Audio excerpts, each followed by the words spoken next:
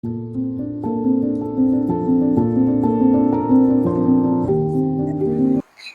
everyone, welcome to my YouTube channel, The Tooth Fairy Secret. I'm Dr. Pooja Mishra. Before I start, please don't forget to like, share and subscribe. Today I'll be telling something about wisdom tooth, जिसको हम third molar भी बोलते हैं. So this is the last stage of tooth which appears between the age of 17 to 25. बहुतों में ये present होता है, बहुतों में ये present होता ही नहीं है. Sometimes wisdom tooth grows properly and it does not cause any harm to the nerve. But often wisdom gets stuck in the jawbone या फिर gums में. Then इसको हम बोलते हैं impacted third molar और impacted wisdom tooth. And when this happens, तब क्या होता है? Infection होगा, cavities होंगी, आपकी ओरल हेल्थ इश्यूज में प्रॉब्लम्स आएंगी. Why do we have them? If the wisdom tooth erupts into a proper position, then they provide support to the jawbone, back of the mouth. But in general, whether it is present or it is not present, it does not cause any harm to the oral cavity. It is not at all a matter of concern. So where it is present? It is present behind the second molar. There are 4 wisdom tooth, one in each quadrant. They usually erupt, usually they don't. Out of 10 people, अगर आप 8 लोग देखेंगे तो उनमें third molars सारे के सारे नहीं होते. हार्डली 1-2 आपको मिल जाएंगे 10 में से जिनके आपको चारों के चारों थर्ड मोलर्स मिलेंगे. तो ये दिखता कैसे है? इसका सिमिलैरिटी पूरे मोलर्स के साथ होता है. जैसे हमारे सेकंड मोलर्स फर्स्ट मोलर्स जैसे दिखते हैं वैसे वो दिखता है. It may have 2 roots, it may have 3, may be 4.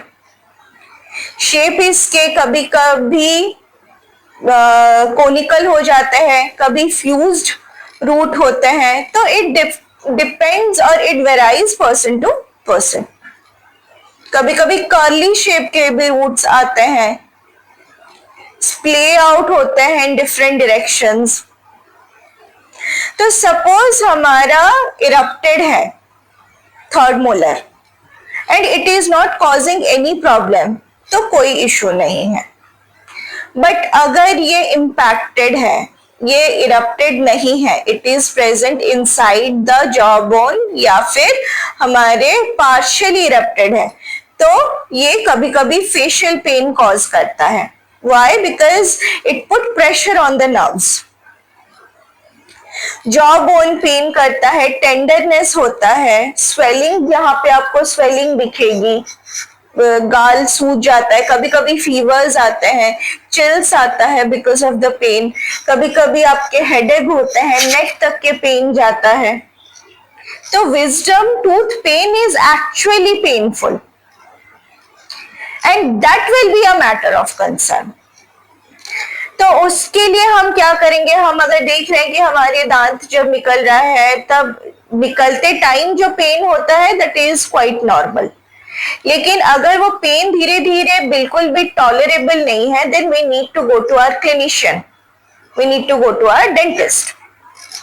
हम अपने डेंटिस्ट के पास जाएंगे. Dentist will assess your oral health. वो आपके पूरे ओरल हेल्थ को चेक करेंगे, आपकी हर एक चीज ऑब्जर्व करेंगे, वो टैप करके देखेंगे, आपके आउटर साइड से इनर साइड से वो चेक करेंगे. Then they will advise you to have certain x-rays and 3D printing, 3D scanning, जिसको हम CBCT बोलते हैं. उसमें हमें क्या पता चलेगा? हमें क्लियर व्यू होगा what is the position and the condition of the third molar. उसके बाद the dentist will plan properly how to extract the tooth,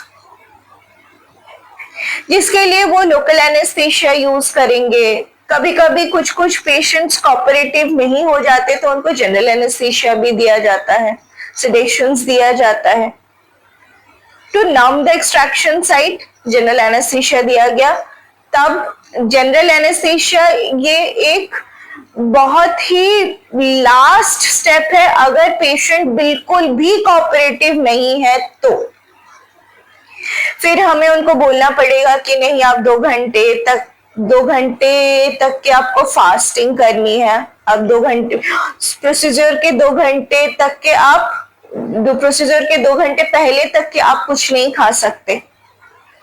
कुछ मेडिकेशंस आपको स्टॉप करना पड़ता है, जैसे एस्पिरिन हो गया। सिगरेट पीते हैं, अल्कोहल पीते हैं तो वो आपको अवॉइड करना पड़ेगा फॉर एटलीस्ट 15 डेज। उसके बाद हम प्रोसेस प्लान करेंगे। तो इसमें क्या होता है, सर्जिकल होता है, नॉन सर्जिकल होता है। सर्जिकली क्या है, अगर टूथ आपका इम्पैक्टेड है या फिर पार्शियली इरप्टेड है, कुछ कस्प दिख रहे हैं, बाकी पूरा आपका दांत अंदर है, या फिर बिल्कुल भी नहीं दिख रहा है। नॉन सर्जिकल भी है, अगर वो कंप्लीटली इरप्टेड है and it is causing problem. उसमें क्या करेंगे, हम इंसिशन करेंगे and tooth extraction process start करेंगे। हम गम्स को दांत से सेपरेट करेंगे, बोन कट करेंगे एंड विल रिमूव। कभी कभी इजियर वे में क्या हो जाता है, या फिर कॉम्प्लिकेटेड वे में दांत हमारे ऐसे निकल नहीं रहे हैं, then we need to cut the tooth into smaller pieces. उसके बाद हम उसको रिमूव करेंगे। रिमूव करने के बाद will do the dressing and then will do the suturing and will send the patient. तो इसके कुछ कॉम्प्लिकेशंस एंड कुछ रिस्क भी हैं। सपोज आपके विजडम टूथ में पेन है, थर्ड मोलर में आपको बहुत ज्यादा पेन हो रहा है, या फिर अगर हम देखेंगे आपको कोई पेन ही नहीं है, आपका विजडम टूथ फुल्ली इरप्टेड है एंड बिल्कुल पेन नहीं है, तो कोई प्रॉब्लम नहीं है। लेकिन पेन हो रहा है तो क्या है, it is not a normal thing. ये कैविटी की वजह से हो सकता है, या फिर रूट में सिस्ट हो गया है। अगर प्रॉब्लम्स हो रही है तो ये आपके एडजेसेंट टूथ को भी रिस्क दे सकता है। इन्फेक्शन एडजेसेंट टूथ में भी स्प्रेड हो सकता है, पेन हो सकता है, स्वेलिंग हो सकती है, गम प्रॉब्लम्स हो सकती है, ब्लीडिंग हो सकता है, ट्यूमर्स हो सकता है। तो this is not at all advisable कि अगर आपको प्रॉब्लम्स है तो आप आराम से बैठ जाएं या फिर कोई मेडिकेशंस पेन किलर ले एंड बैठ जाए। नहीं, you should go to your dentist and checkup करा के पूरे प्रोसीजर को फॉलो करके you should get your wisdom tooth removed as soon as possible. और इट टेक्स 45 मिनट्स या फिर उससे थोड़ा ज्यादा टाइम लेगा रिमूवल में। आपके दांत रिमूव हो गए, विजडम टूथ रिमूव हो गया, सूचर हो गया, तो उसके बाद का रिकवरी टाइम में क्या क्या हम एक्सपीरियंस कर सकते हैं। जैसे आपके टेम्परेरी नमनेस हो सकता है, टिंगलिंग हो सकती है आपके लिप्स में, चिन में, टंग में after the procedure.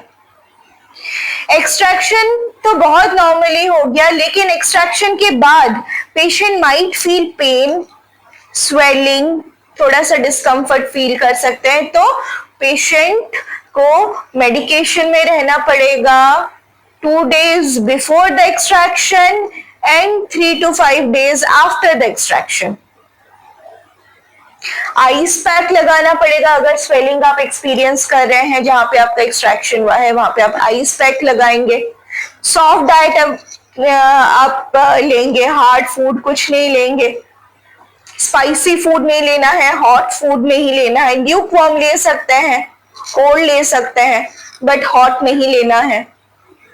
Proper oral hygiene maintain करना है, बट मेक श्योर करना है कि जब आप ब्रश करते हैं तो आपके एक्सट्रैक्शन जहां पे हुआ है वहां पे आपके ब्रश ना बजे। माउथ रिंस करेंगे आप 24 आवर्स के बाद, एक्सट्रैक्शन के 24 आवर्स के बाद। माउथ रिंस कैसे करेंगे, ल्यूक वार्म वाटर में हल्का सा नमक डालेंगे, नमक डालने के बाद आप माउथ रिंस करेंगे। और सर्जिकल साइट को हम बिल्कुल भी टच नहीं करेंगे जब तक कि वो कंप्लीट हील नहीं हो रहा है।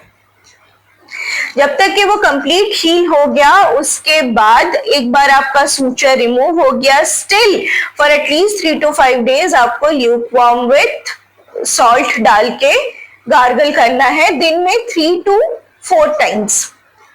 उसके बाद ही आपकी हीलिंग बहुत क्विक होगी एंड आपको डिस्कम्फर्ट भी फील नहीं होगा।